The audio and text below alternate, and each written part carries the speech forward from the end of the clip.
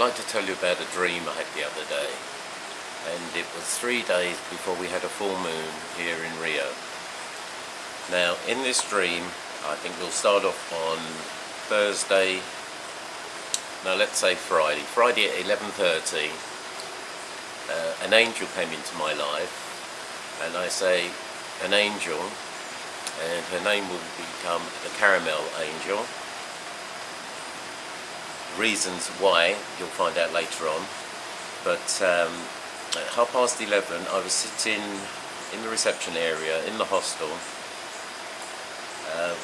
was just listening to music as I do, and this angel, who'd been out all day working, was very, very tired and said she was going to go and have a shower and then go up to bed, which I said, fair enough, you've been working all day, not a problem. But half an hour later, she came back down and she sat next to me and said that she was there to look after me. And she was beautiful in all aspects. Though she was just sitting there in a pair of jogging bottoms and a t-shirt, her hair was wet, she had a beautiful smile, but she was a beautiful person on the inside. And she said to me that I was a caring and very loving person, and she'd only just met me. We moved on from sort of just having light conversations about everyday things, but all the time she just kept smiling. She had beautiful eyes and kept referring back to how I was such a nice person, how I went out of my way to help other people. I don't know how she saw this, but she did point out to me that I'd actually spoken to her 3 days prior to us sitting down there having this meeting. I didn't know this, but that's typical me, always forgetting things like that. And we got into conversation concerning, I don't know how we got round to it, but she loved caramel. So I said, I'd just made caramel back at school, and she asked me if I would make her caramel, which I love cooking, so I said, yeah, no problem at all, I'll make you this caramel. So then we got in talking about some other bits and pieces, and every time I looked at her, she had that beautiful smile on her face, beautiful eyes, but I could see the inner beauty. And she said something, and I had to get up and go away. And actually, she made me cry, and nobody makes me cry. Oh, except for my friend Kenny. And the people who care about me and the people I care about are the only things that make me cry. Now, I came back into the room, wiping my eyes, and so she went back to talking about the caramel again. So we said that we'll meet for breakfast the next morning, and then we'll go out shopping to go and buy the ingredients for the caramel. Okay, so we move on. Next morning, as we said, we sat down, we had breakfast. This was probably around about 9 o'clock.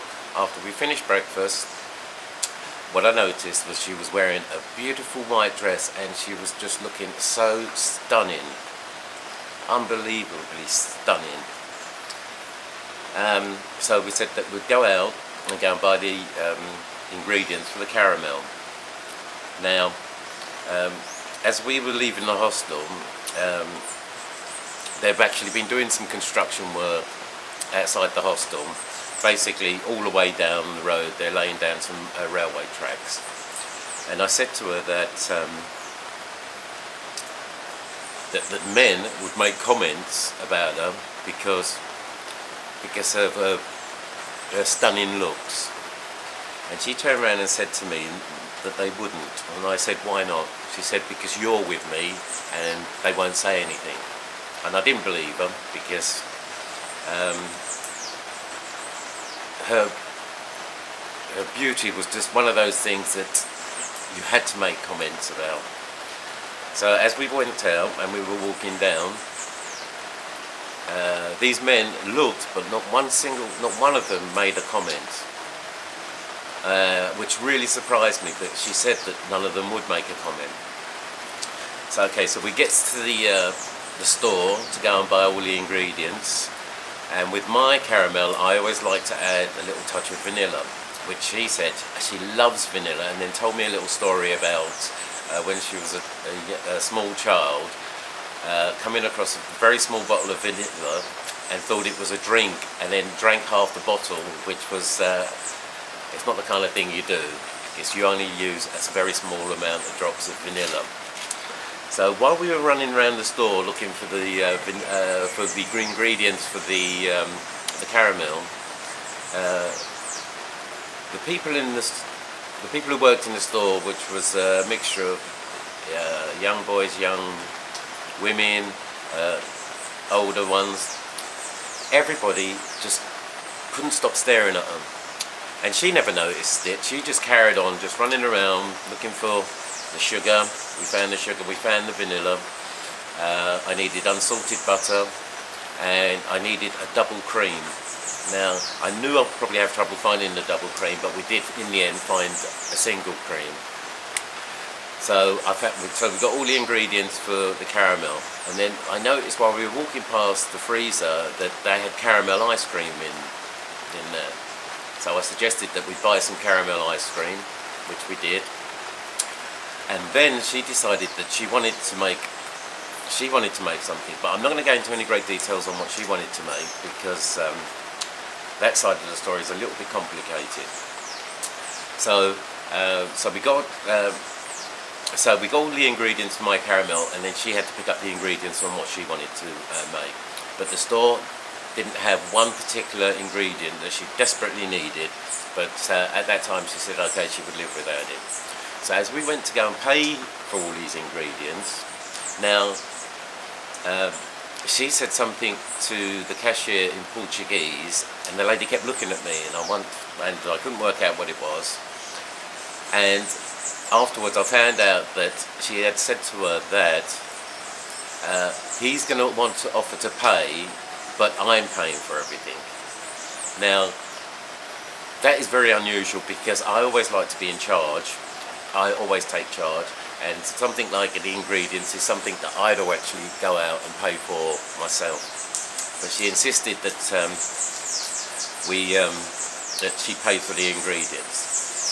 So okay, so after picking up all my ingredients, we actually went round trying to look for this final ingredient that she needed, but we couldn't find it.